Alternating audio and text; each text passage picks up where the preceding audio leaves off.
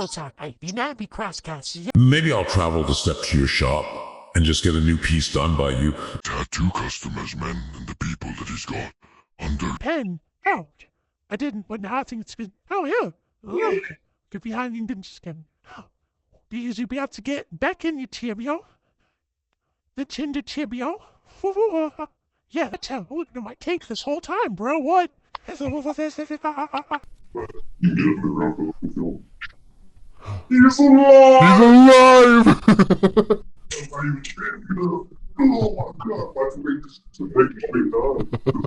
After this beautiful face, I see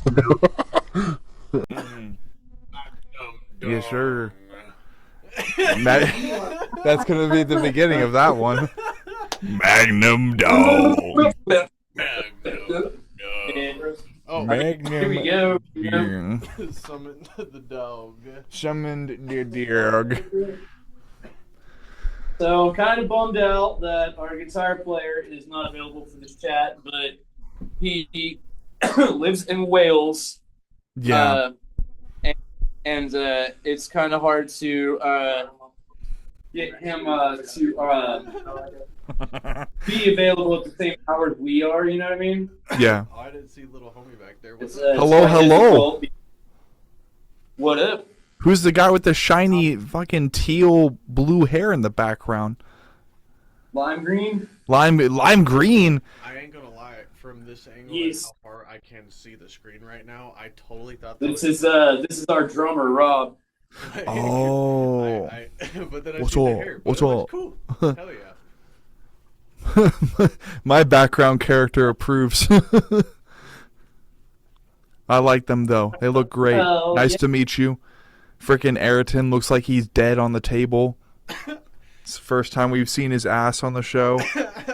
He's hanging out with Finn, getting a Well, tattoo. I mean, that makes sense. That makes sense. We got back in town from Cincy from me picking him up last night at like 2 in the morning. Right. And we all three slept in the same bed, so. Nice. Getting fucking close. There's no such thing as Winterot. That's going to be winter cuddly or some shit. Yeah. No, like, we had a golden rule after the champagne shower. We all had to shower together. Champagne shower. Well, let me say it in context. Let me see it in context, he says. It was sparkling grape. It was sparkling grape. It was Sparkling grape? non-alcoholic. Oh, okay. Yeah, Okay. Well, I don't think But, you need alcohol to get into the winter cuddly vibe of just No, we're all kind of gay for each other. yeah. When in Rome A little bit. or East Palestine, Ohio. Hey, don't. That win in Rome shit's like a. Canceled. Cancel. Canceled immediately. Canceled immediately. Yep. Can't talk about big controversial now. Come on. Nah. All the controversy. All the controversy. See, this is why we need Tony on here right now. Tony's Oh, yeah. Tony's He's just fucking clickbait as hell, that little scraggly fuck. Yeah, But- he is a scraggly little fuck, isn't he? Was there anything in particular you were wanting to talk about during this crosscast? Or Well, I figured, we would go ahead and talk about we had the 2 singles. I sent you the links for the 2 yeah, singles. Winterot. Yeah. And our EP drops on the 17th. Be a 5-song EP. The EP is called Bereavement.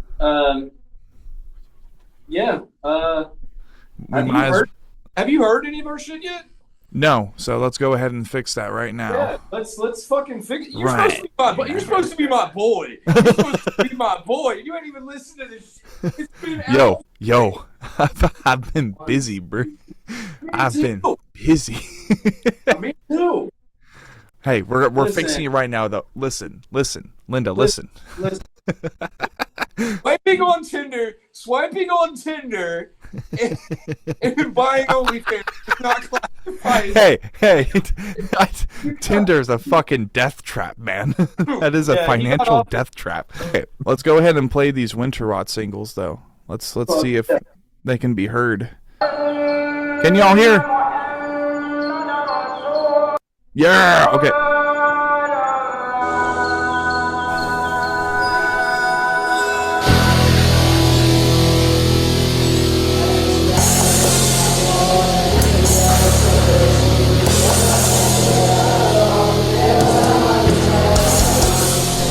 walls collapse. They're closing all in on me. Will I ever be set free? Will I ever know peace?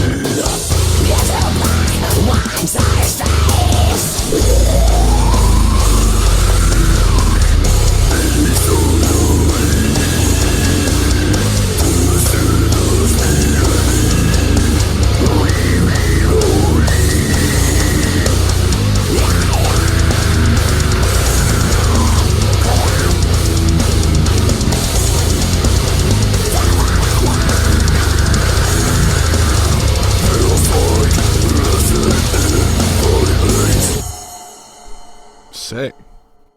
Yeah, nice and groovy, that one. I like it. So that one. So for context, this EP, before we get into the next single, so the EP is called Bereavement. Each one of the songs is the 5 stages of grieving. Oh. So each one plays a story. So that song, Einsamkeit, is German for lonely or aloneness, or just, alone. That's supposed to be the feeling of just like feeling like everything in life is just kind of like abandon you. You're just kind of there, it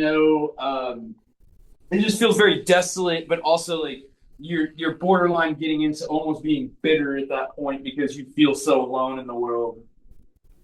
Yeah, fair enough, man. The next song, Darkest Day, has a completely different meaning behind it. I'll let you listen to it first, and if you want to hear about it, I'll give you the rundown on it. Rundown.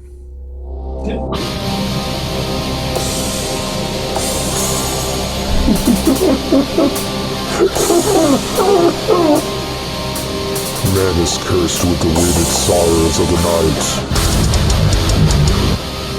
and often now we call man weak and cold, when he's only sad. Feels like his direction. Oh, it's so deep.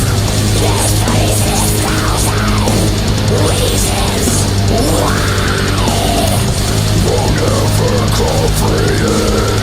Yes, they watch the fucking life.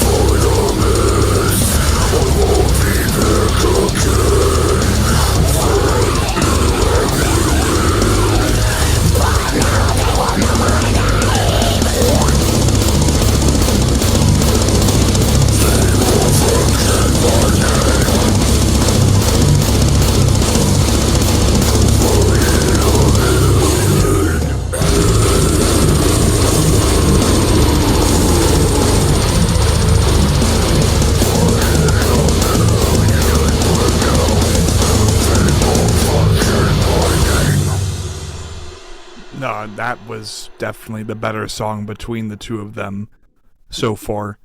That was those gravity blasts at the end were really, really sick. And hell yeah. Yeah, dude, that was fun to listen to. And it's kind of funny. You're like, you haven't checked out my new music yet? I thought we were bros. I thought we were tighter than that. Well, sir, I have a song myself that I can go ahead and send you later. And after listening to those two songs and hearing what you have accomplished recently, I do believe I will be looking to talk with you separately about being Blind Without Our Failures and its first feature for our next song, which I think the lyrical theme you will resonate with pretty good as well. I'm finally getting back on track with releasing music and, you know, contributing my efforts towards that, and that feels great. So yeah, that was fantastic. That was really fun to listen to. Darkest Days, like I said, was my favorite one. Darkest Days, I can only assume, is about just the depression of the grieving process, maybe? Well, you're not entirely wrong, but it's a little bit deeper than that. Let's do it. Let's bring it. What do you got? Darkest Day is... I got inspired to write Darkest Day lyrically before we even had really a solidified instrumental for it, as far as like, this is the one we're using. Right.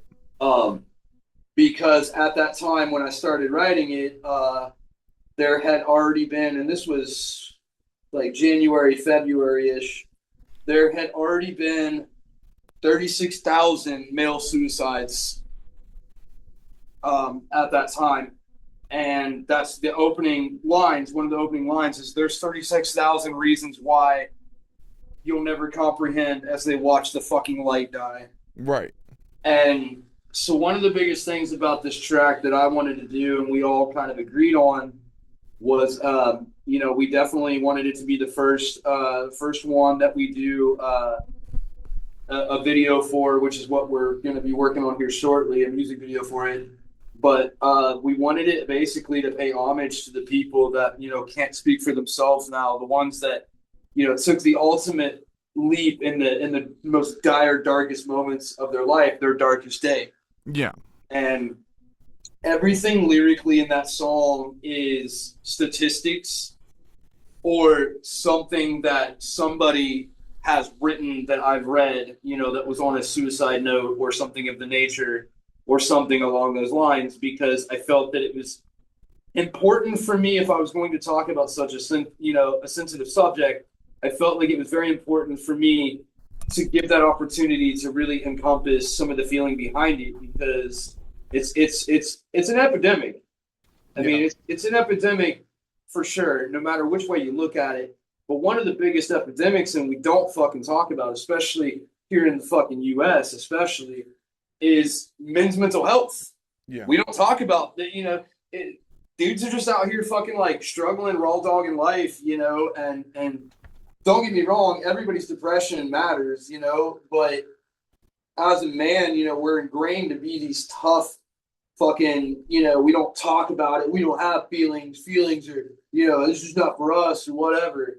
And we're ingrained to be that way. So I felt like it was kind of an important thing to put that message out there of like, hey, you know what, like, we all struggle, man. And like, some of these people struggled in the worst way possible and didn't have anyone to talk to about it. So yeah, that's kind of, you know, was my homage to like, you know, I feel like this is the best way to go about my way of portraying this to people of like, hey, this is, you know, a serious fucking epidemic, and we need to fucking talk about this epidemic of things and for sure, and make it a fucking known thing. That way, you know, I'm tired of burying my fucking friends. Yeah.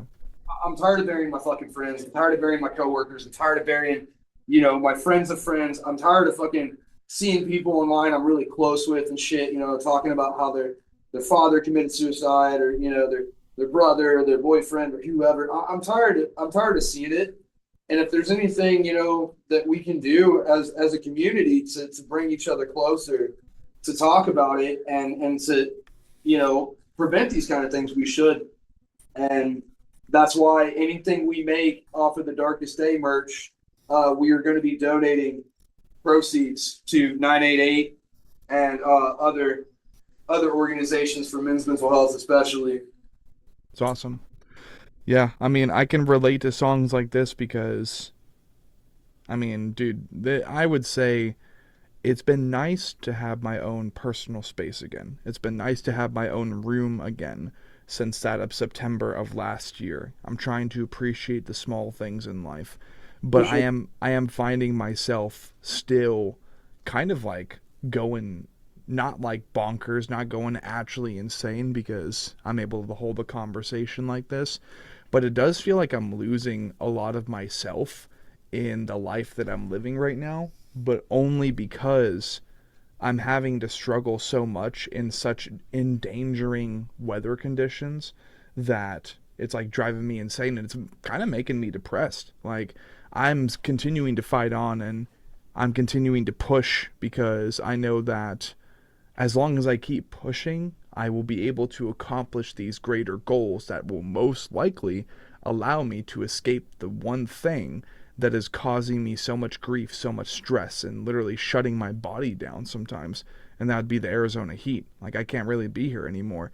But I would say that, you know, when the vices of alcohol or nicotine, and other, you know, other vices, other problems, other habits, when those really aren't providing me any more relief, it's like, okay, now I'm cracking down and I'm reading, for example, Can't Hurt Me by David Goggins. And that is about, I'm pretty sure, a decorated Marine or like a very thorough serviceman.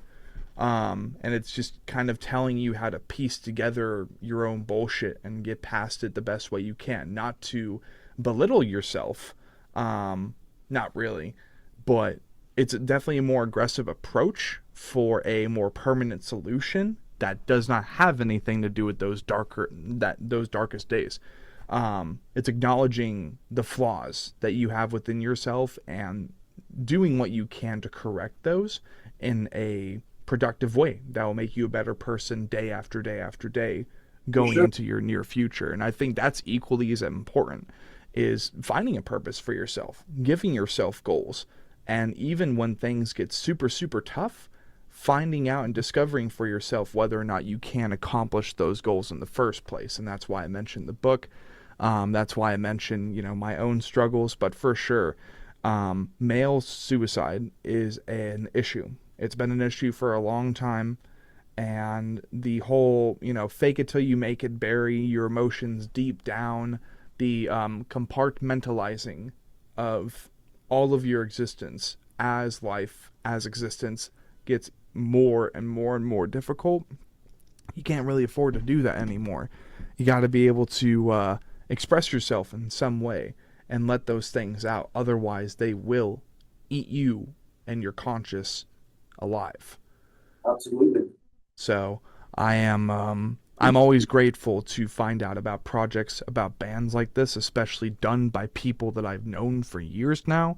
Maybe I haven't met them in person, not yet, but I've known these people for years. It's always nice to witness and absorb your creations and how raw and authentic they are most of the time, man. Like, you are an inspiration to me. You always have been since we started talking, dude, and you continue to be an inspiration to me now through Winterot and Camayo alike. But I wanted to go ahead and then dive headfirst into more traditional crosscast commentary, the good old questions, for we do have a new face in chat. He's got these lovely lime green dreads, mats in the back there. Box braids. Okay, box braids. Understood. Thank you for correcting me. So you are the drummer of Winterot. What is your name, sir? Let's go ahead and get introduced to you, even if you're kind of in the background right now. So, band name would be Anomaly. My actual name is Robert. Okay. Or just Rob, to make it easy, but yeah. Just Rob. Just Rob. Like, I'm just Rob. Yep. And then I think of the fucking robot who can decimate in Smash Bros. It's just like they just call me Rob. It's like, sure they do. But let's go ahead and learn about you, sir, and your you are part of the journey that is Winterot so far. So let's go ahead and start with a basic one that ends up being a packed question. How did music become important to you, sir? So that's a very interesting question to actually ask. Obviously, I don't want to sound like, every other musician that has said this line, but I literally have been around music my entire life. And growing as a kid, obviously, I wanted to play drums, though my mother couldn't afford it, which was kind of sad for me because first I didn't get the chance to get a drum set until later in my 20s. Once I did get that, that's when I knew, all right, this is what I want to be able to be a musician, express my emotions towards others that can relate with me in the music. And it's been a beautiful journey for the past, couple of years. And obviously Finn reaching out to me and going, hey man, I got this project. I want you to join it. You would be a good fit. And it's just been a blast personally. But to me, basically, music is everything. It's the one thing, and I truly believe this to a true hard fact. Music is the one thing that everyone in the world can basically connect to. You can go to a metal show, see a random person, talk to them, and know them like you felt like you've known them for years, even though you just met them for 5 minutes, just because you're there to go see one of your favorite artists. And over the years of going to a lot of rock shows, metal shows, et cetera, I wanted to be able to do the things that musicians I looked up to and being able to connect with other musicians. Because I'm like, I have all these ideas and emotions that I want to express because I know there's other people that probably feel the same pain, same sadness, or happiness and love for the art of metal and just music in general. Right. That answers that question. Sorry for the long dialogue. No. Hey. The Anatomy Crosscast is all about long answers. Long questions responded by long answers. It's okay. Finn would know. Yes, I would. 5 o'clock in the fucking morning. I'm like half dead from coming back from fucking tour. And he's like, hey, we're interviewing these dudes from Australia, but we have to do it. Or no, it was it Australia or was it when we interviewed Eden Adversary? And it was like insanely early. Indonesia. I think so, yeah. And like I just remember being up insanely early on like no sleep and like crashing my fucking car. No, that was desoectomy. That was desoectomy. Yeah, I ended up falling asleep in my car on the podcast. I felt like such an asshole, but I was so tired. Well, in that way, Finn has always been a lifer for this show, but like that's why he was the first co-host. But yeah, no, it's awesome, Robert, and I do appreciate you sharing your story so far. Let's go ahead and dig a little bit deeper, though. Who would you say are some of your most prolific bands from the very beginning of your musical journey? Ooh, I have not actually been asked that question before, so that is a wonderful ask me. If we go back in the earlier years when I very first started drumming, or just in general, like just music-wise? In general, music-wise. Okay, in general, music-wise, if we go way back in the day, what kind of influenced me that I want to get into music will go back in like the hip-hop era, because I was listening to Fat Boys, Curtis Blow, all that stuff. But if we're going metal-wise, the bands that kind of divulged like head first, like we're going in drag, was Slipknot, Korn. Sorry, trying to take a good breath there. I think of everything that I used to actually listen to back in the day, because my music taste has changed so much over the past years. But those were two huge influences I loved back then, because Joey Jordison was on fire, obviously, and Slipknot was like the biggest thing back then. Everybody idolized him, and I idolized his drum. It's just a bunch of outcasts out in freaking Iowa, and then suddenly they became literally the most massively huge metal band of all time, and they're legends now, which is freaking awesome. But those two bands kind of, did a kickoff for me, especially System of a Down. Now we fast forward when I started getting my actual drum set. At that point, my musical taste changed so much that eventually I wasn't influenced by Slipknot anymore. At that point, it was Tesseract, Oceano, Whitechapel, Emperor, and trying to think of all of them that's on the top of my head. It's I'm literally getting like this question kind of sideswiped me, so now I have to actually instead of just immediately answering it like that. So it's like, damn. But that's kind of a small gist of those type of bands that basically helped influence me over the years and kept pushing me to do better and think outside of the box. Because when I jump on my drum set, I don't think, I just do it. I literally feel out the music.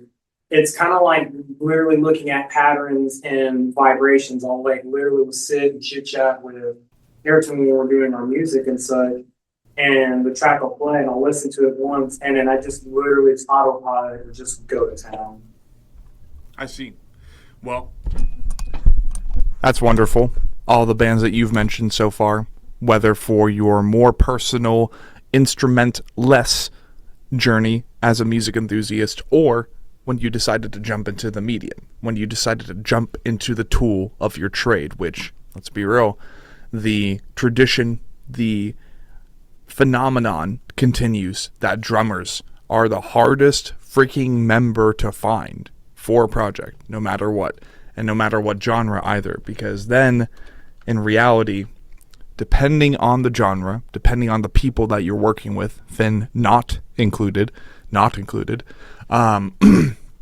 from a more person-to-person, member-by-member thing, it kind of crawls into my headspace just now, briefly, that sometimes it's like a drummer could be regarded as a background character. So I think that's also why sometimes it's hard to find drummers, because it's like, sure, the drummer ends up being the heartbeat of the band, but even a heartbeat is recognized only by the vessel, and it's felt from within.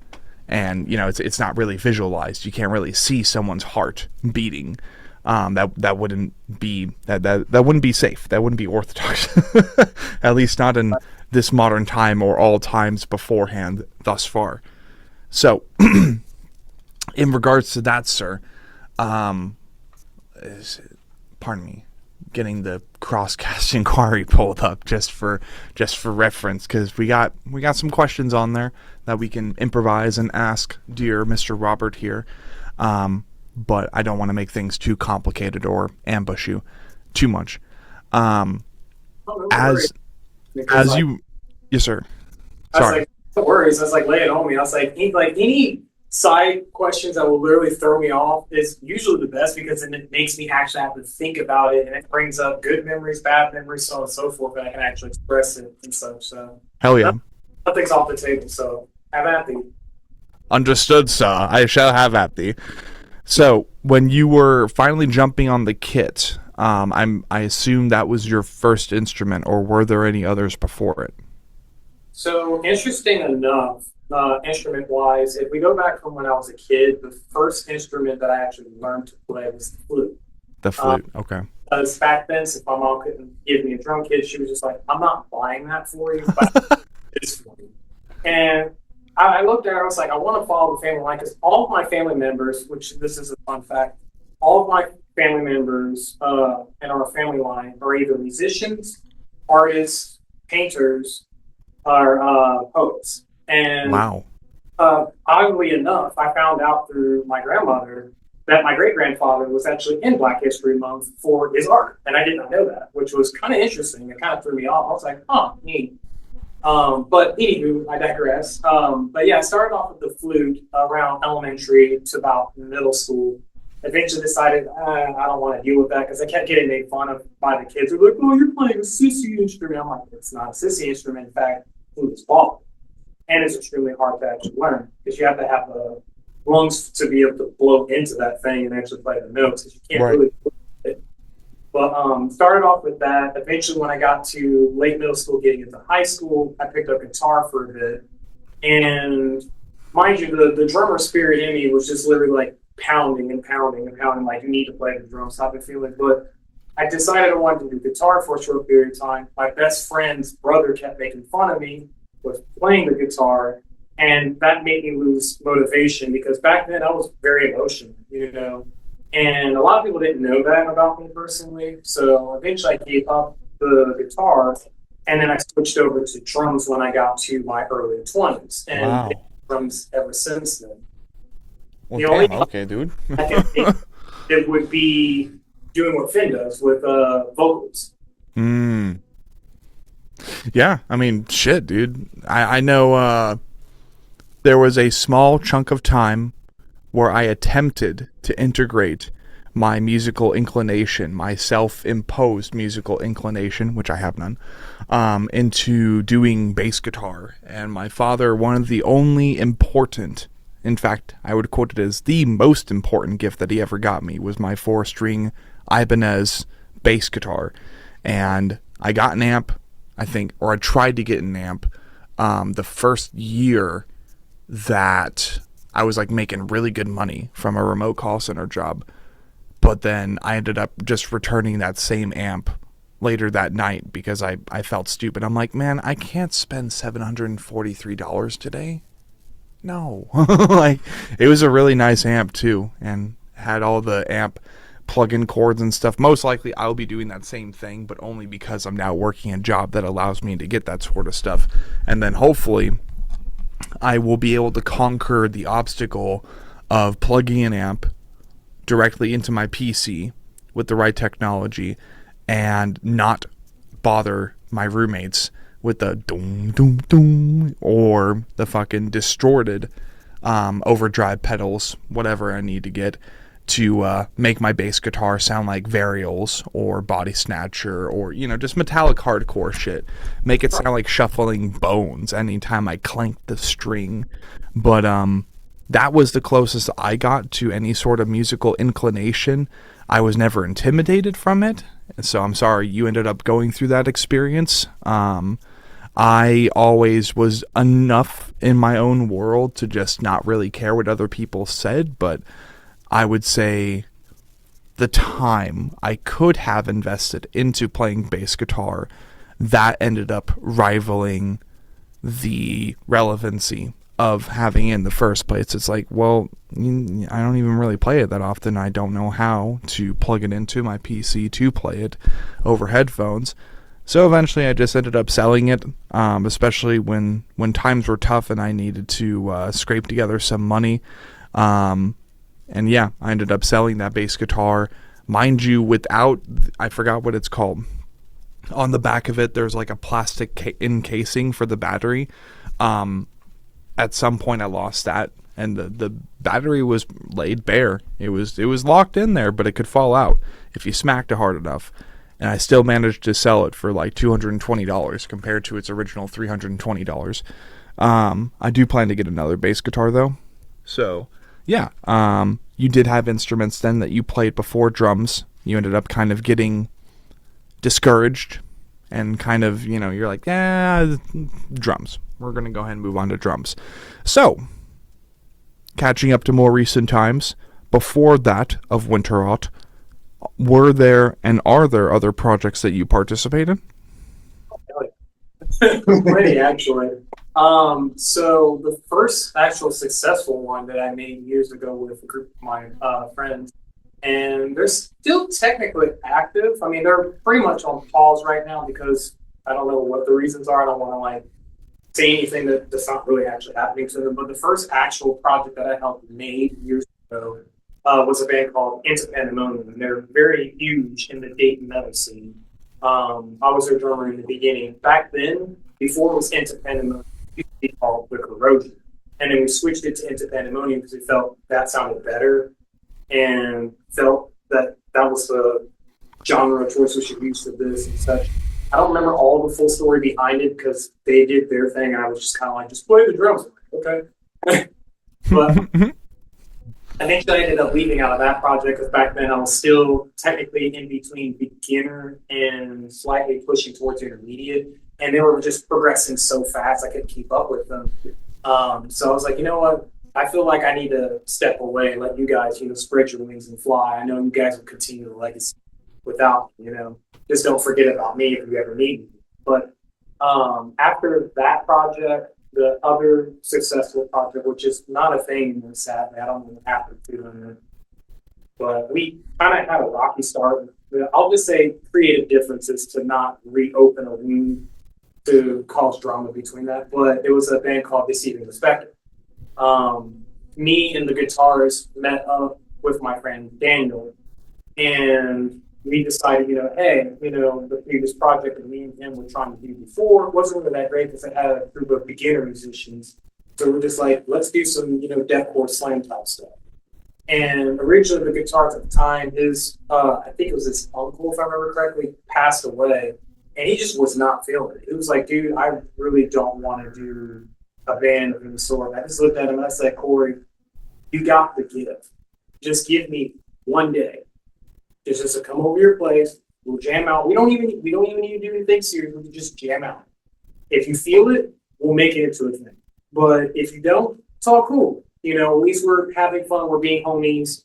At least I want to cheer you up. Obviously you've had a loss of a loved one, and that's very painful. So let's liven up and, feel great about each other. And we did. And it started off really beautiful until stuff happened. I'm going to say creative differences because obviously I don't want to reopen wounds and such, and I don't want trauma between them. But we had creative differences with each other, and eventually ended up with me departing from that project. They did their thing, and eventually I think the project went on hiatus. And eventually I tried to go off and do my own thing and tried to create a band called Crestfall Oracle, which was originally my project being called Combos, which ironically enough, Finn was a part of. For a short period of time until something happened. I don't remember what happened because that was around 2020, 2021, somewhere around there. I know what happened. Yeah. We're just not going to talk about it. Exactly. But something happened, and it was really beautiful music. The page for the Instagram, ironically enough, is still up. I'm surprised. But we had something really beautiful going there for progressive metal, but because of me and that guitarist having really heavy creative differences with each other, eventually ended up with me going through a lot of heavy depression and my suicidal thoughts were coming back and all this other stuff. And I was like, dude, I'm going to go back to Dayton. I'm going to go focus on myself. You guys keep making music. If you send me the music, I will write to it and I will send it to you, I promise. But you guys have to hold the torch for now. I got to go focus on me. And then it just went and just crumbled. And I was like, and it was heartbreaking. So I was like, whatever, F it, I'll try again. And tried with him once more within. We had a few musicians come in, a lot of heavy, creative differences were happening. I'm just going to say that because I don't want to mention those people's names. Yeah, me neither. So eventually that flaked. And then it got to a point where I went ghost for a bit. So nobody knew who the heck I was in the metal scene anymore because years went by. And then Finn magically popped up out of nowhere. And he's like, hey, do you still play the drums? I was like, of course, but I haven't played in 3 years. Bit rusty, but I can knock the rust off like that. Why? He's like, I got this project, dude. And it's going to literally be big. He's like, I need you to be ready when it actually starts kicking off. I'm like, dude, I'm always ready. Whatever you got for me, I'm on it like Donkey Kong. But fast forwarding to now, obviously, I got to come and hang out with this beautiful human being who's laying down right now getting this awesome tattoo over at Ayrton's place. Was nervous as hell. And the first song that they sat in front of me was Darkest Day, which had a huge connection with me, especially since the fact that, I fought heavy depression, still do, and suicide for many, many years because I've had a lot of failed attempts over time. Obviously, I'm A-okay now. Nothing's wrong with me or anything like that. So, but when they sat the track in front of me, I instantly connected to it like that. And Ayrton was like, we can take our time with this. You don't have to rush. And I looked at him and was like, no rush. We'll do 3 parts of this track. Get it hammered out. Move on. But yeah, that's pretty much all the bands I can think of off the top of my head. I'm not going to mention the smaller ones because they're not really relevant. No offense to those bands that I used to be in back then for those smaller ones, but they didn't really get too big and they ended up just basically just kind of fizzling out in the void and becoming other projects. I see. Well, That's wonderful, sir. And thank you for telling me about all of the projects that you've been in so far in the topic of origin. Now, as if it's some kind of weird like program, because it is. We usually I'll go ahead and have you sound off the rest of the topics. So, next topic 2. While Ayrton is continuing to look like a corpse, we have location. Location. Yes, sir. Next time, let's do that in unison. I know it's a newer thing. Finn's like, what the fuck is he doing? I was completely confused. I was like, what's going on? Yeah. So we're gonna start doing that clickbait shit now, where everybody says the topic at the same time. Are you talking about where we're currently at the moment, or Yeah. We are currently at Pressure Inc. in Columbus, Ohio, 699 Harrisburg Pike, Suite 8.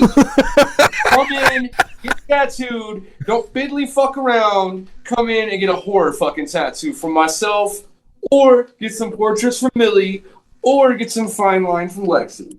Hell yeah. Promoting business.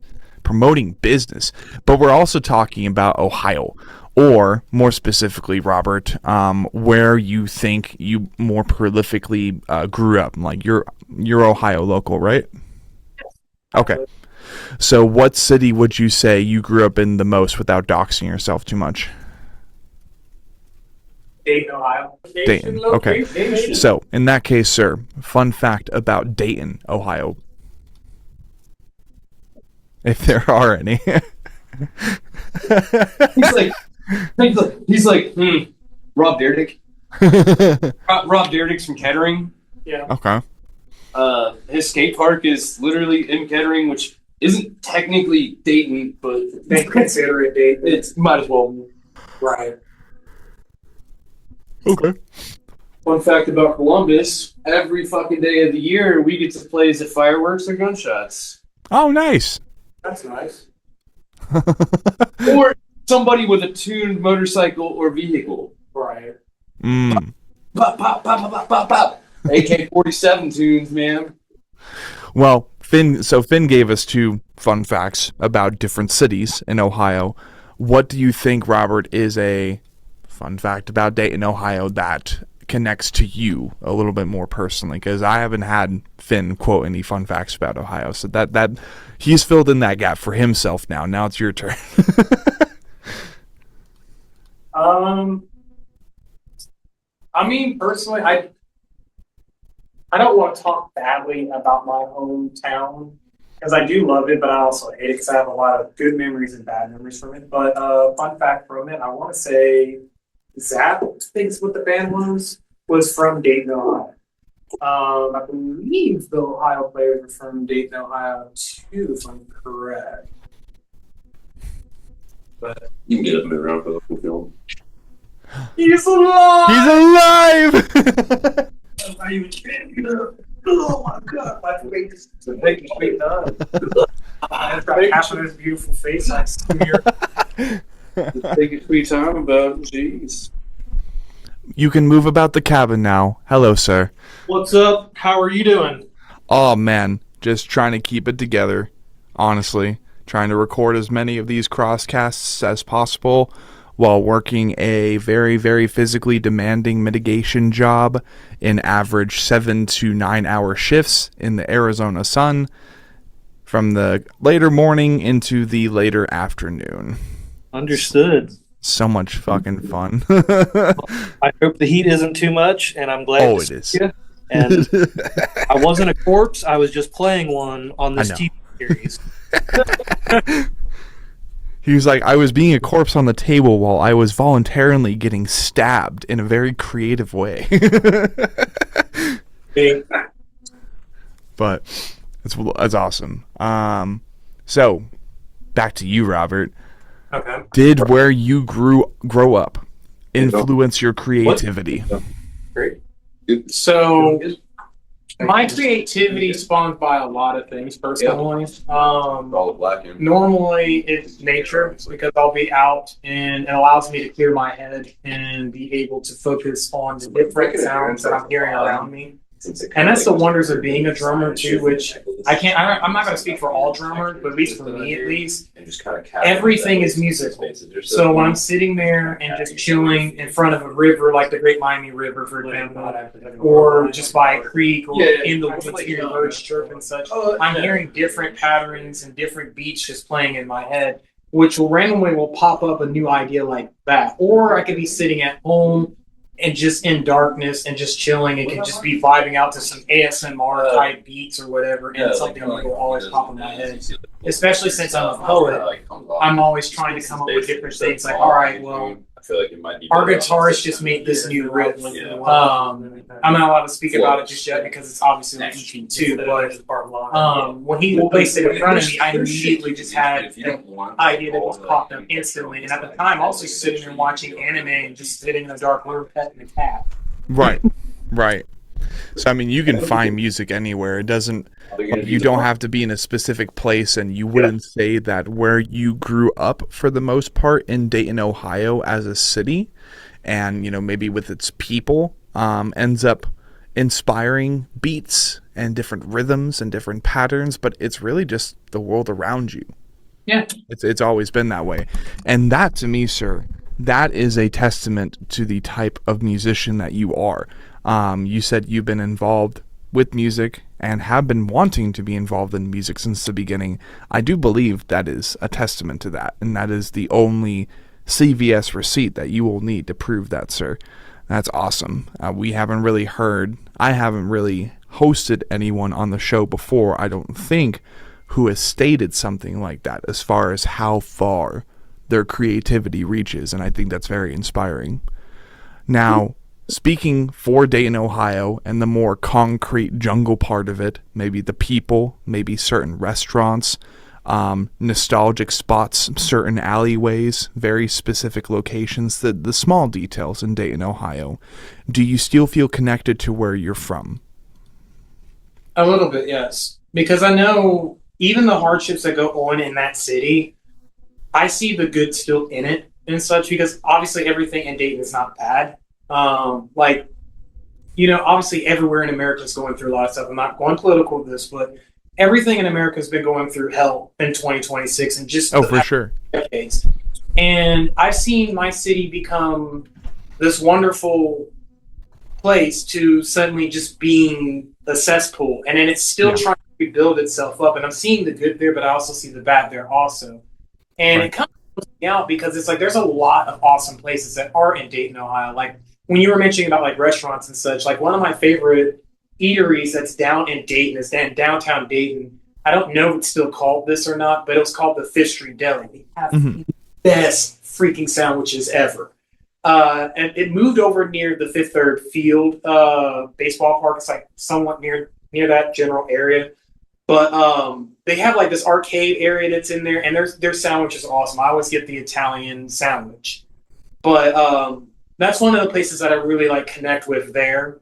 Especially when I'm like walking through. There's still friendly people there walking through and such. Obviously you're going to always bump into somebody that's bad no matter where you go, obviously. But there's a lot of loving people that are in that city, and I still have love for it, even though there's some things where I'm just kind of like, but the one thing that kind of saddens me is the metal scene that was in Dayton. It used to thrive, but for some reason over time, it kind of just seemed. I don't know if it's still big or not because I haven't been in the metal scene in a couple of years personally, but I'll find out soon enough once Winterot starts doing its thing. But I still have a connection with it in a way. So right now I'm currently out in Miamisburg, Ohio, because I love how peaceful it is out there. You said Miamisboro? Miamisburg. Miamisburg. Okay, I was like, damn, they really just put a borough and ville at the end of all the capital city names eventually, don't they? Just like Nashville borough, like some shit. But no, that's awesome. And I think honestly that will have to be the approach for that question inside of the topic of location from now on, because that's really the commentary. That's what I want to be hearing about when it comes to your connection to where you grew up, as far as a city, in a state, just those, what is it, like dozen blocks or so, depending on how big the state you're in is on average. Like, there are so many like tiny little crevices and tiny little places that you can just go back in time when you're at again today. But that will be, I think, the conclusion of the location topic for tonight. Topic 3, we got Gear Graveyard. So 3, 2, 1. Gear Graveyard! Gear Graveyard! Time delay for sure. But current setup, sir. What do we got going on for your chops, for your kit? So, past kit, because currently I'm getting a new one because I got rid of my old one not too long ago, sadly, because obviously struggling. And it's always painful getting rid of my instrument which is another reason why I ended up naming my band name Anomaly, because I see the old me of how I used to drum, and I kind of look at the previous me. I know that sounds weird, but I look at the previous me as like, we can do better. And my first kit was a Pearl export. Then I went from that to a Tama Silver Star. Mm-hmm. That was not a half bad kit. And I was like, we can do better. Jumped from that to Mapex. And now we're fast forwarding to now. The next kit I'm about to get is either the DW kit or the PDP kit. And I'm going to get a 6-piece kit. Symbol wise, I'm going to end up getting Meinl because I'm deciding for the first time ever in my life, to go with Meinl instead of Sabian. And I've loved Sabian for decades. Originally used to be Zildjian, but I hated how Zildjian symbols sounded, and Sabian just had that sound. But as time went on, I started noticing all of my favorite drummers like Chris Adler using Meinl. I was like, yo, what is that? And I'm like, I need to get So eventually I decided, the next kit I'm buying is going to be the biggest, the best kit that I'm going to have, and I'm not selling it because if I can get there eventually over time, I would hope to eventually get a sponsorship through Meinl or DW and such. Right. Shout out to them and also Sweetwater, because I purchase all my stuff from off of Sweetwater. My sales engineer is freaking a champ. I love him to death. Evan Mohave is awesome. But future kit will be basically the DW kit, Meinl cymbals. I'm probably going to do a drum rack this time around to make it easier for setup and breakdown, so I'm not fiddling around going, oh crap, I got to get this cymbal stand and get these, so on and so forth. Drum rug will probably be Meinl also, and sticks are ProMark. I love ProMark. I tried big first, but they kept breaking on me, and I was like, dude, what the heck? And it was kind of ironic because, like, when I got the chit chat with On my table. yeah, I'm sitting on the table. Now I'd have to sanitize that. Dick. You dick. Dick. I mean, you could have rolled the tray over to your fucking chair, dude. Like, of all things, you got to sit on my table. Now I got to sanitize that. My bad. My bad. Shit. Damn. Back over here. You can do as you please, good sir. You can do as you please. Except for sitting on the table. Oh, I've got to fucking get your butt sweat off the fucking table where I'm tattooing him. He's old fucking booty sweat motherfucker over here. Damn. I think that's the only time I've ever heard Finn be like, "Hey, what the fuck?" Like, we get a little frustrated. Well, I mean, we've only ever done the crosscast with me tattooing one other time, and that dude pretty much just the entire time was just chilling. He didn't say shit. He was just listening to the music and vibing. So True. And he was telling me about that. He's like, that was the coolest experience ever. I just didn't want to say anything because it's not really, I didn't want to, jump in and, dull your shine, man. He's like, I'm kind of lame. And I'm like, yeah, dude, you're cool, man. For future reference, people, I have a feeling that, depending on the clientele and the customers that Mr. Finn ends up acquiring in the future, we're going to be doing a lot more crosscasts like that. And if not me, Finn, when he has the time, the opportunity, the storage, etc., he'll probably be doing it on his own.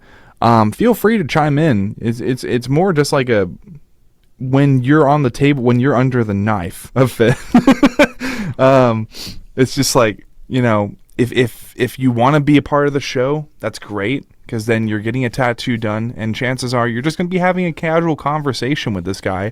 He's going to be like, why did you choose me today? Exactly what you just said. You're getting a tattoo. It doesn't, under the knife, under the pin, under the needle, doesn't matter. Either way, you're still under me. And pillow talk. Pillow talk. The Anatomy Crosscast. I mean, I don't know. I just plan to evolve this show, man. Like Finn's thing will probably be just talking with his fucking tattoo customers, man, and the people that he's got under his fucking pen. Oh, I didn't, but no, I think it's good. Oh yeah. Get behind you and get just Because you be able to get back in your tibio. The tibio. Yeah, I'm gonna get back on the table. The tibio. that mesa. It's some pickles. The plateau. You're looking at my cake this whole time, bro. What? It's like, you got to pay for that, man. Yeah, over on the Crosscore Patreon. Subscribe today, please. If enough people would fucking pay for it, I would just get naked and fucking tattoo. I mean, he's gotten pretty close to it at this point. There, you should be able to plug it into the long cable right in the wall. Fucking y'all, for those of you who have not seen it and you're this far into this crosscast, go watch the I Saw God, the first crosscast we did, where Finn stripped down to his boxers and decided to fucking just dolphin dive into the snow. I'm like, what a fucking G, dude. Nobody else, no other shows do that, by the way. I'm just saying. Yeah. And that show's been out for what, 2 years now, Finn? Like, Jesus Christ, people need to pay attention and plug in. But of course, how long ago it was when you jumped into how long ago was that? Yeah, pretty sure that was 24, right? I think you're right. I think it was 24 or the beginning of 25. Jesus Christ, I guess it's got to be my turn next. Like, I don't know where I'm gonna do it, but fucking, I'll dive. It was pretty gnarly. I did shirtless push-ups in the fucking snow the same year, I think. Yeah, we there's Ayrton's cake again. We need to do that more. It's my turn next though, for sure. Like you already sacrificed enough. It's got to be my turn. It's got to be me next. And the fucking original founding host and all that, but just need to find a place where it's actually snowing, in July, August, September. I'll probably, you know what? This nice big snow. Dude, I just realized something, Finn. I'm probably gonna plan. Let's make some plans this fall. When I go out to Tennessee, I'll also meet you halfway between fucking Tennessee and maybe I'll travel just up to your shop and just get a new piece done by you. But during that same time of year, November, how cold do you think it's gonna be? You think there's gonna be snow up there? It's a good possibility. It's a good possibility. But since we're going through the super El Nino this year, it'll probably be a warmer winter this year, I believe. Okay. Well, still, it'll be colder than here, and that's all that matters. So yeah, people, anticipate a crosscast where I go up to Ohio and get tattooed by Finn, hopefully with it being cold enough that there is snow. And both me and Finn, maybe we both at that point will just strip down to our boxers and just ice lake or some shit. I've already done it. No, don't be in this. Okay. It'll be me. It'll just be me, and it'll be me, Finn, and Tony, and it'll be for a host cast. That way, it's just the three of us. And that'll be the challenge of that one, is me just either getting into some fucking ice cold water or just jumping into the snow. Either way, I'll actually be having a pretty damn jolly good time. So I look forward to that. I really do. And also me and Finn meeting for the first time in person. That will also be a thing. That'll be a great time. Maybe me and Tony too will meet up in Vegas at the One Piece Cafe, get some lunch, hang out, and then do a crosscast together that way. That could be pretty fun. Just trying to cook up some ideas for this fall to give me a glimpse of hope. And because I'm not doing well recently, like I said earlier, but I'm making it work. We're making it work. So, Robert, let's go ahead and continue with your story very quickly. What is it? So I guess we can kind of skip over number 4 for now. That would be more of a question for the rest of the members of the band, and then possibly when the EP comes out. Because I sprayed you back in. Because I'm a sweetheart. But let's go ahead and skip over to topic 5, just outside. Other than Winterot, what do you all do outside of music, except for, Ayrton getting tattooed right now by Finn? What do you guys do to be connected outside of Winterot's musical creation? That's a good question. That is. A good question, actually.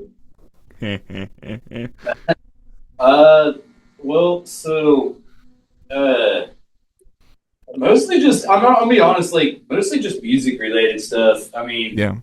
definitely tattoo related stuff too. Like, sometimes me and Rob, we're both kind of, not so much of me lately because I've been on a weird work schedule, but sometimes me and Rob will fucking have like these really deep conversations late at night, or at least we used to.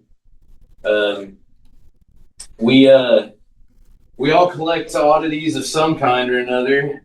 Okay. Me and Ayrton both enjoy thrifting. Hell yeah. Yeah, Thrifting. we both enjoy thrifting.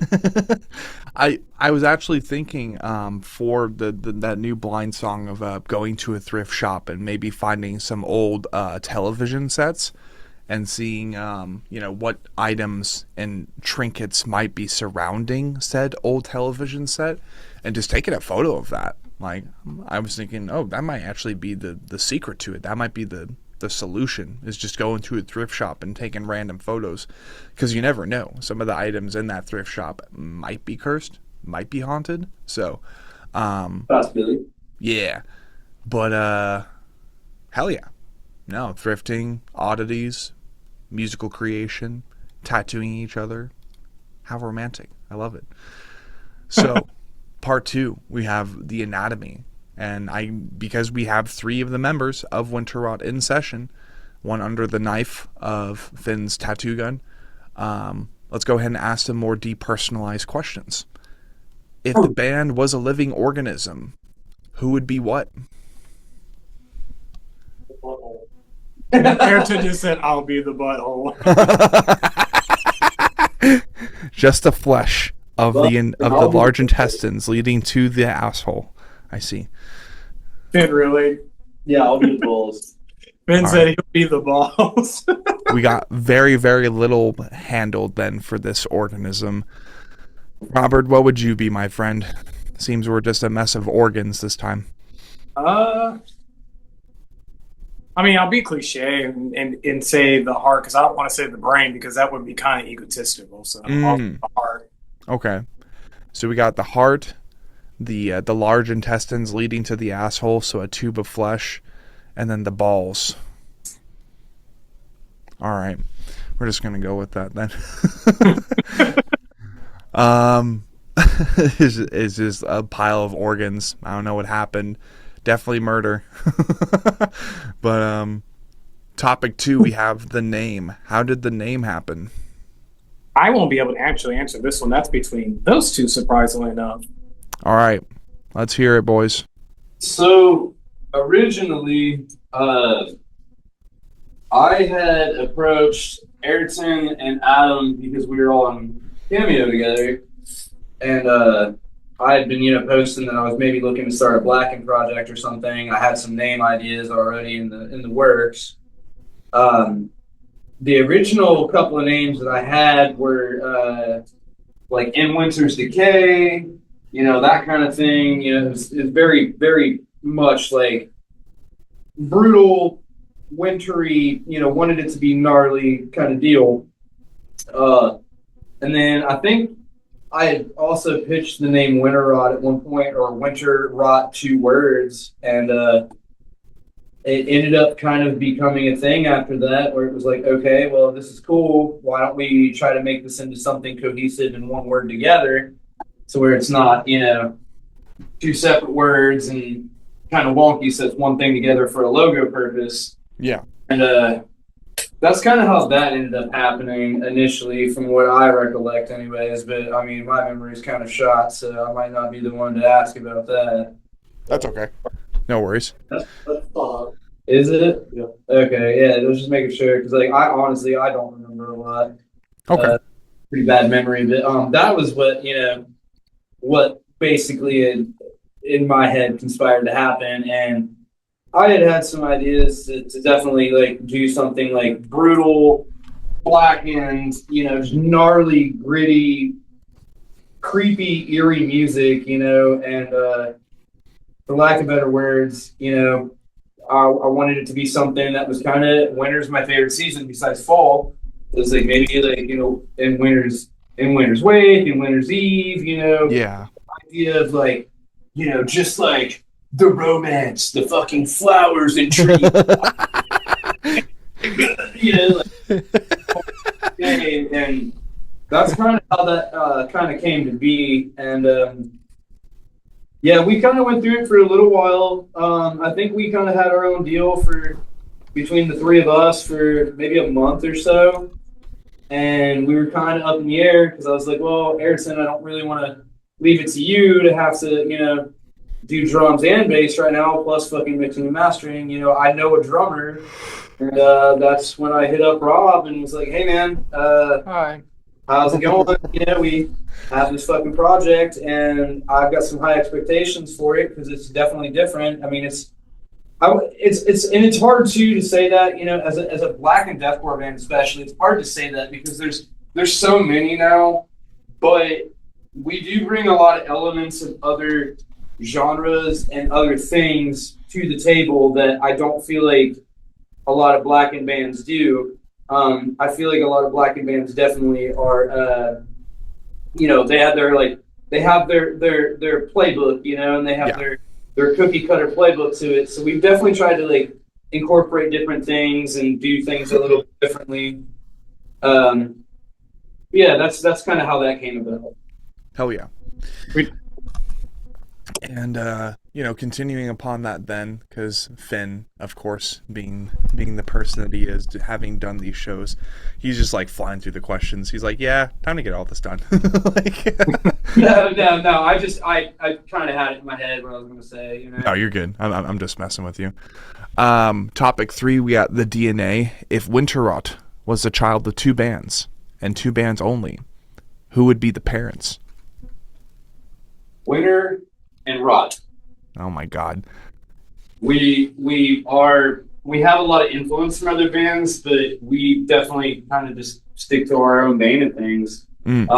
One of the things actually initially that we all kind of agreed on was we did not want to be, for lack of better words, a Xerox copy of anyone else. We wanted to kind of, go in our own direction, and that's kind of why I don't really have an answer for that. I mean, influence-wise, we definitely all have our influences, that's for sure. But I would say if there was any child of it, it would be the child that all 4 of us have created together.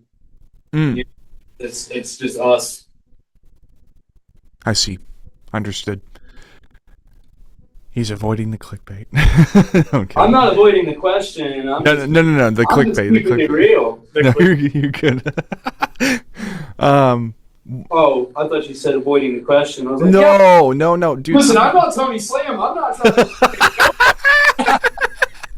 clickbait. No. Yeah, for clickbait purposes, just put on there like fucking, like you find the instrumentals and it's like type instrumental thing. It's like Jor X Shadow of Intent X fucking Slaughter Travail type instrumental type beat. Blah blah. Fucking type shit. Type shit, exactly. Motherfucker, you trying to get me clickbaited. Motherfucker. Okay, well, I mean, the second question, I think, then, is to be neutralized, euthanized, and put down like a sick dog. And, I mean, it's really just in the music that distinguishes and will continue to distinguish Winterot from other Ignite the Church acts going into the near future. Topic 4, then, we have the autopsy. That, we've more or less dissected both of these songs. They are 2 parts of what is the grieving process. So that's kind of, that's taken care of as well from earlier commentary. Topic 5, the reincarnation, which this would be in regards to the EP, but I think it actually applies better to the band itself. If Winterot was not an Ignite the Church band. And it didn't even have to be a band of a different genre. Like, that's like, ooh, how interesting, right? No. If Winterot wasn't an Ignite the Church band, what do you guys think it would be that connects you guys together the same way Winterot has so far? Would it maybe be a non-profit executed in a different way for male suicide and other mental health issues? I could see us doing something like that. I could also see us being a Wiggles tribute band. Nice. Sorry. I'm trying to bring the comedy to it right now because, you know. I definitely swing in there with the fucking seriousness. You and Tony are just like tee hee ha ha, fucking poo poo pee pee, like like you guys have to come in swinging, or this show is just like, is Winterot an Ignite the Church band or not? And it's just like it gets so dry sometimes. Serious black metal dudes that are like, we would have been here 3.5 hours earlier, but we got for a photo shoot about getting you fucked by Satan. Which then it's just like I can't even imagine going to a show like that, because I've never been to a black metal show. Those don't really happen out here, because the black part of the metal in like corpse paint and shit, like the corpse paint is just gonna get melted off. It's like, I think the closest you can get to that sort of culture would be tucked away up in like Flagstaff or Show Low or Winslow. The sun is hot enough down here. It's just going to melt that culture away. So that doesn't really happen down here. But I just imagine going to a black metal show. It's like, we are Abaddon's anus, and this song is about a shaft going into the metaphorical anus of Abaddon. Like... Just like overly fast blast beats. Yeah. Really cars. And the guys looking at you like.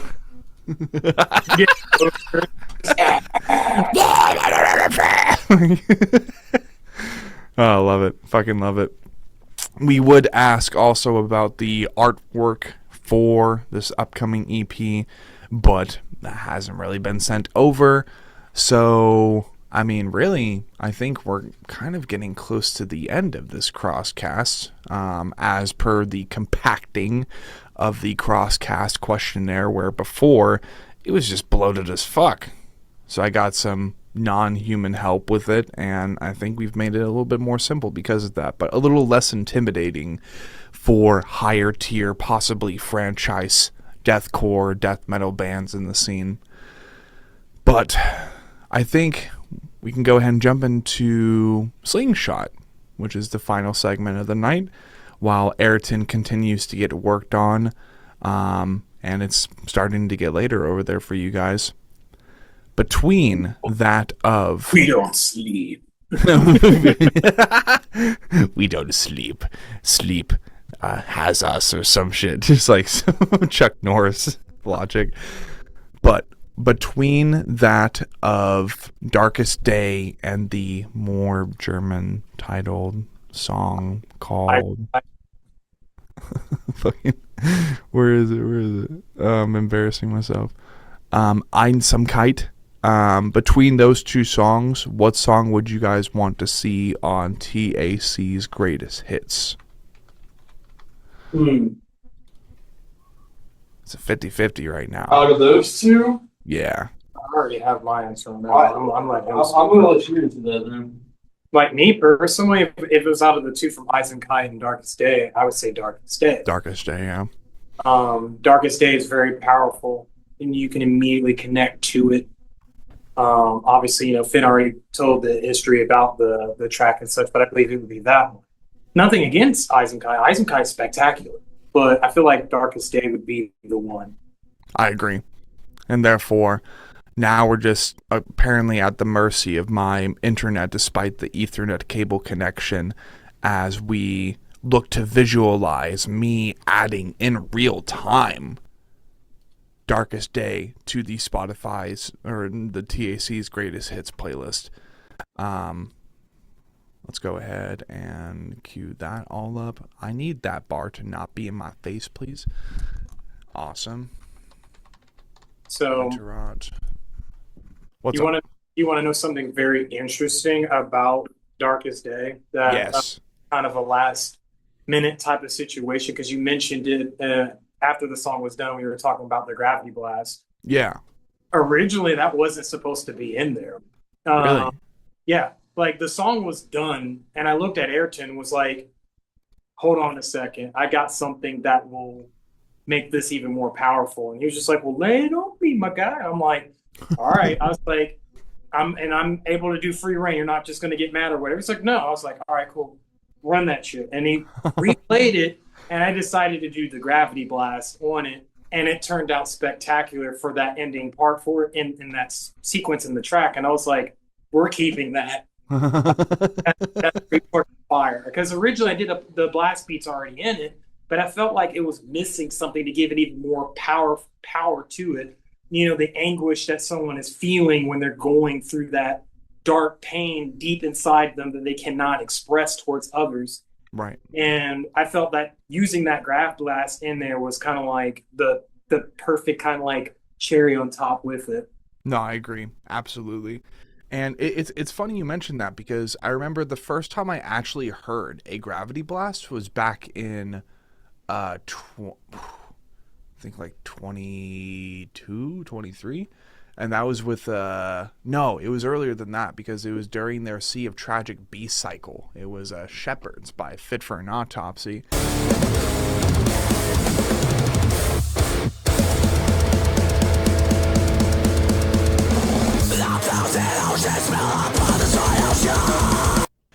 And I don't know what it was, but back then I'm like, ew, why the fuck is it so offbeat? Like the way that they were doing it, it just didn't really work in my opinion. But then I gave it a couple more listens, and I'm like, no, I understand now. This is exactly how it should be. And then I started appreciating Gravity Blast more. Otherwise, I probably would have the same fucking salty, just why is that in there response for fucking Darkest Day. But I'm glad that that isn't the case.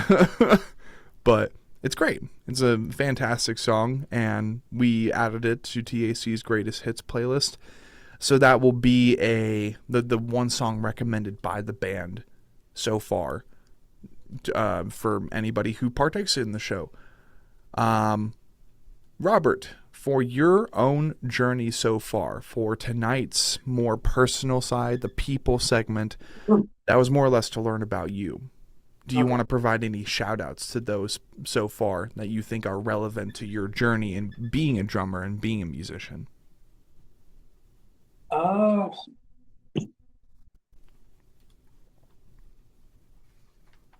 One of the people that kind of kept me going musically would probably be my best friend Ethan. He's part of the band Into Pandemonium. He was also in the band Well of Night, and he used to be in Engraved Darkness before he stepped away from there. But he's one of the few people who's been by my side since we were like little kids, like in middle school, because we dreamed back in middle school that we're going to make a band, we're going to make it big, we're going to make our voice be heard, so on and so forth. But obviously he excelled faster than I did musically, but he's been one of the people that kept me going musically. That my friend Randy Snowden, obviously Finn here, because this beautiful son of a bitch right here legitimately, when he saw that, you know, I didn't want to do music anymore, he was like, "No, you're not allowed to fucking do that." He's like, you're getting the fuck over here. You're playing fucking drums." I was like, "Okay." Shout out to him, obviously. And those are just the personal people that I know of that have kept me kind of flowing musically. But if we're going like mega huge musicians that they don't know me, obviously, but they were a big like influence to me, like to just keep striving to keep being a drummer. Jay Postones from Tesseract. I always forget the name of the drummer from Animals as Leaders, but that guy is the bomb. I'm so sorry that I cannot think of his name on the top of my head. Obviously, I'm a little bit tired, so I can't remember his name. But the drummer from Animals as Leaders, and yeah, that's the only thing I can think of off the top of my head that's been a huge influence and what's been pushing me continuously as a musician.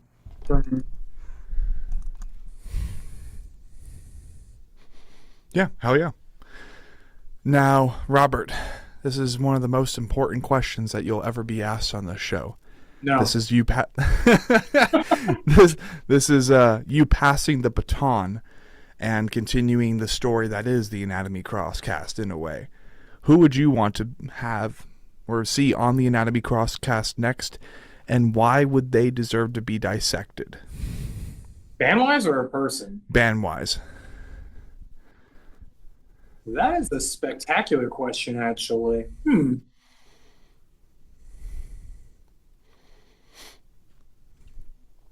Oh, that actually caught me off guard. I'm surprised. I honestly don't know off the top of my head. No worries. Yeah, I'm drawing a blank. Like, I would obviously do a shout out to my old band, but obviously they're not doing anything currently at the moment, or else I'd be like, this band, you know. But I can't think of anything currently at the moment, surprisingly enough. No worries. Any Ohio local talent that you think we should try to reach out to and host? I think Finn mentioned 200 Stab Wounds before and how they're local to Ohio. Yes. In that aspect, that's actually an easier question for me to speak about. I know Engraved Darkness is still active, so I would probably say them or Samara, because isn't Samara still active? Mm-hmm. Yeah, Samara. If Into Pandemonium ever does start being reactivated again and doing their thing, I would say Crimson Armada. Yes, you're right. Dude, I feel bad for not even remembering it. Yeah, Crimson Armada, this like is the homie Mike Newman. You fucking forgot about Mikey. Mikey's over. If Mikey watches this shit and he's like, "Damn, Rob Talbot fucking forgot about me." Rob Talbot forgot about me. Well, he hasn't talked to me in like ages. I just saw him a couple weeks ago. One of the bands that the singer from Crimson is in is another local hardcore band. Yeah, they were playing. And definitely Crimson Armada. Like, they've been on fire lately. Yeah, they're killing it. They're killing it. Oh yeah. No, I'd love to reach out to them and hopefully get their interest, because I mean, after all, it seems that Restricted US, which is one of them good old new MySpace revival, if not like kind of bare bones deathcore bands, they've been recommended to the show 3 times, and it kind of felt like only after the 3rd time their singer was like, "Yo, we want to be on the show." I'm like, okay, it's 3 times. It's a trilogy of recommendations.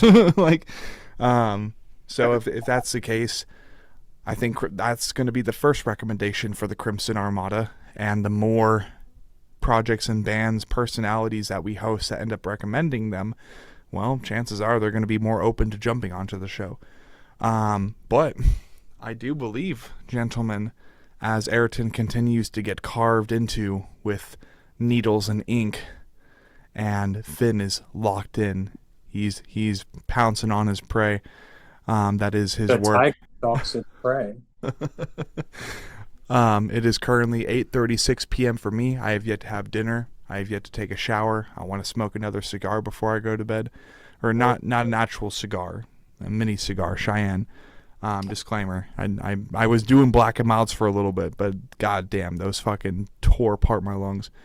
But yeah, on the night of July 11th, 2026 at 8:36 p.m., I do believe that will be the end of this Winterot Crosscast.